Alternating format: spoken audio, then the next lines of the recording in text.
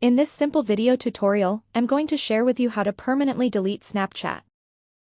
This can enhance your privacy by ensuring that your personal data, including chats, location are no longer stored on their servers.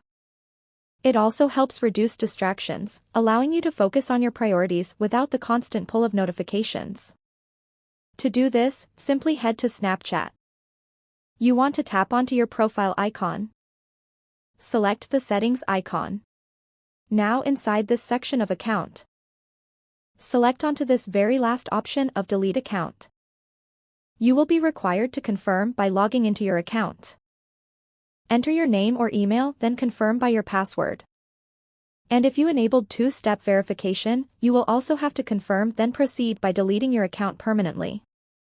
By doing so, it is first deactivated for 30 days, during which your profile becomes invisible and your friends cannot contact you. After this period, Snapchat permanently erases your account and all associated data, including chats, friends lists, memories and saved content, making the process irreversible. Well, that's how easy it is to permanently delete Snapchat.